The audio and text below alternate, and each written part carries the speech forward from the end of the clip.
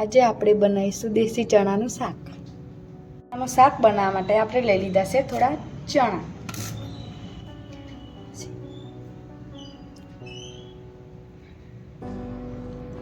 દેશી ચણાનું શાક બનાવવા માટે આપણે ચણાને બાફી લીધા છે. 2 નાની ડુંગળી નાની સાઈઝમાં કાપી લીધી છે.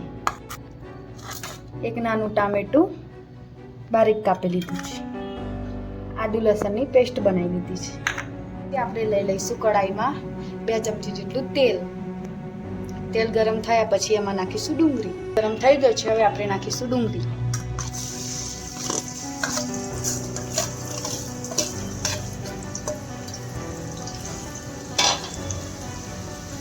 ડુંગળીને સારી રીતે સાતરી લેવાનું.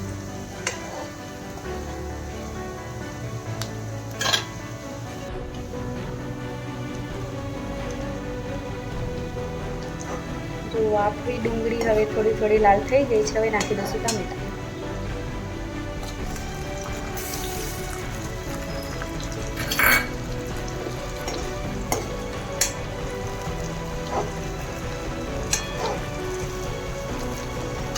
ડુંગળી અને ટામેટાને આ રીતે થોડા મિક્સ કરી દઈશું. મિક્સ થઈ ગયું છે. હવે આમાં નાખીશું લસણ આદુની પેસ્ટ.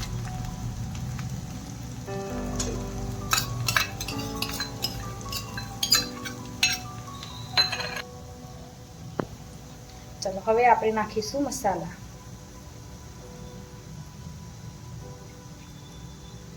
અડધી ચમચ હળદર, 1 ચમચ ધાણા જીરું પાવડર,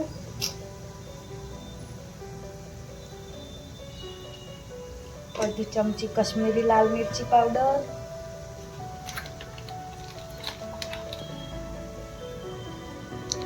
લાલ મરચું પાવડર, સ્વાદ અનુસાર નમક.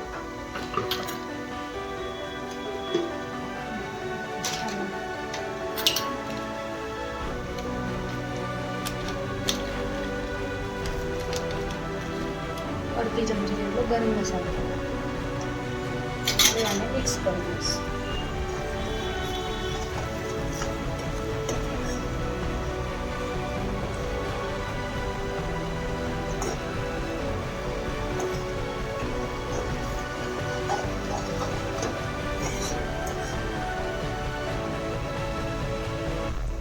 આપણા મસાલા સારી રીતે ચડી ગયા છે. તો હવે નાખી દઈશું ચણા.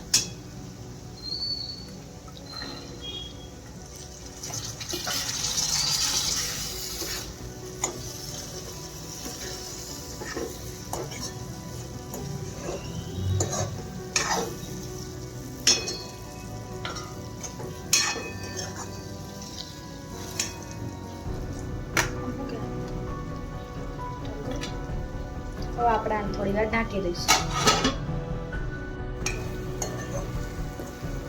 જો આપણા મસાલા અને ચણા સારી રીતે મિક્સ થઈ ગયું છે. અને આમાં થોડું પાણી નાખીશું.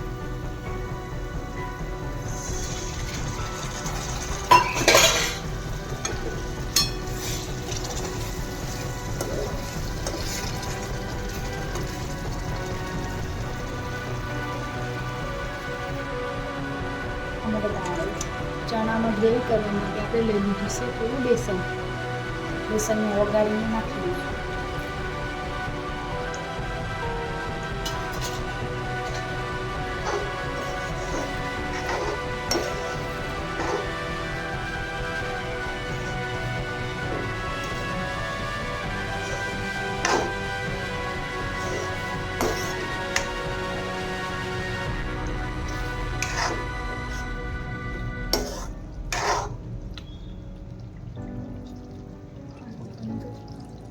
જો બેસન નાખ્યા પછી ચણાનું શાક.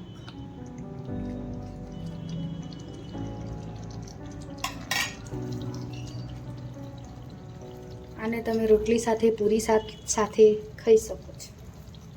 જો મિત્રો, આપણું ચણાનું શાક બનીને તૈયાર છે. ટેસ્ટી ને ચટાકેદાર.